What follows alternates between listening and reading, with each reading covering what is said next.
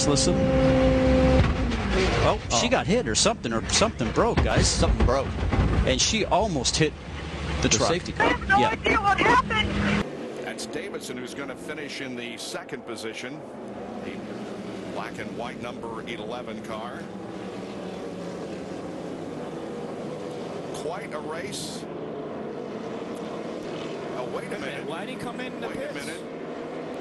He's come in the pits. And Davison is going to win the race.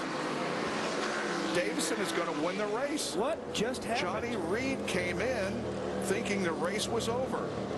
Yeah, right there, that car right there, Davison, he crossed the finish line prior to Reed. Maybe if Reed would have come in the pits faster, would have tripped. I can't believe it. I don't know. What a weird race this was from beginning to end. Johnny Reed was in the lead coming off the final corner, came into the pits instead of staying on track and taking the checkered flag, and James Davison is going to win. It'll slow Servia down, but he can keep running without it. There you see the radiator and the turbo. One more look as Servia comes off the final corner heading to 1 here. Just breaks loose. Great reactions by the guys behind. You can see how quick Johnny reacted to that. But this is turn 4. The driver is Patrick Carpentier. Look at him catch the lip of the edge of the gravel trap. Goes airborne, literally bounces off the tire barrier and pirouettes over the wall. The good news in all of this, despite heavy damage to the race car. Through the final 2 corners, J.R. Hildebrand. Careful of traffic. He's got to get around the lap. Traffic. 100 years ago. No! He hit the wall. Oh, just like Thomas Schechter. Keep your foot on the gas. Dan Weldon is going to win the race. I think he was paying attention to going in deep to keep Greg Moore behind him, and just got it. You could tell he was in trouble early. Oh, look at this. Oh, my goodness. Alex Barron right up on top of poor Brian Herta. You saw Herta pull his hands in and try to make himself small. An astonishing collision in turn 5. All eyes are on racing's greatest prize.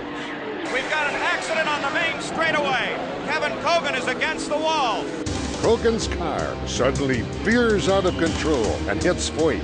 With nowhere to go, Andretti spears Cogan's machine. The race is stopped and the blame game starts. Well, I don't know. He ran right square in my damn left front. What are you talking about? Moving? Well, all I know is we were moving down nicely and started to accelerate, and the car just moved to the right. There's a tire mark on the right side of my car. I don't know what happened. This is what happens when you have children doing the man's job up front. Down into turn 3. there's a contact. And see, Paul won't know it's there. Right now, Paul doesn't know that he's pushing a wing because you can't see over the nose of the car.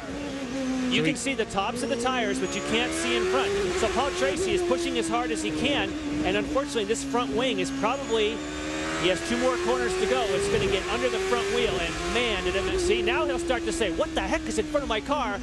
Blammo!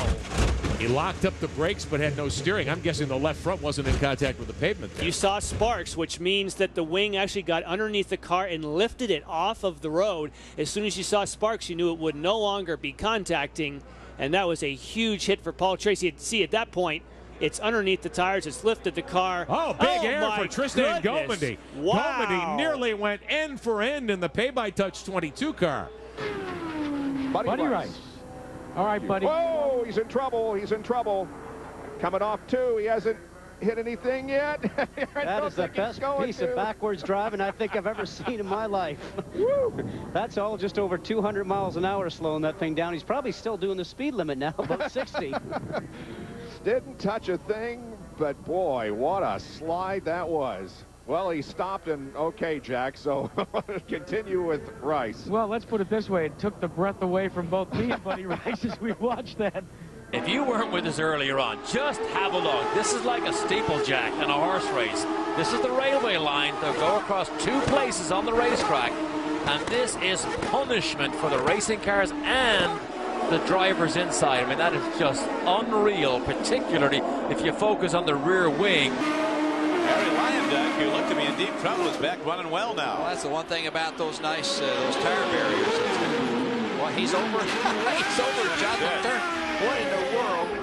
That is incredible. Now he's going up the road to try to turn around. He's back over headed for Giant Stadium. Maybe he knows something we don't, but there he goes. Now he's turning it around in the parking lot at Giant Stadium and heading back to the racetrack. I wonder what he's going to do when he meets those cars head on coming down to turn 1. That's the other thing. Now they've sent safety equipment after him to see if they can do anything, but he must have pulled up and stopped because he didn't come back. Well, let's grab Chip Ganassi, and you were so excited, Chip, that you actually fell off the wall trying to get there. I was so excited I was going to run across and throw my hat across the start-finish line. Here's your action. Oh, that was not good. That was not good. That was not good. But I'll take it. I don't care, man. The kid won this first race. That's huge.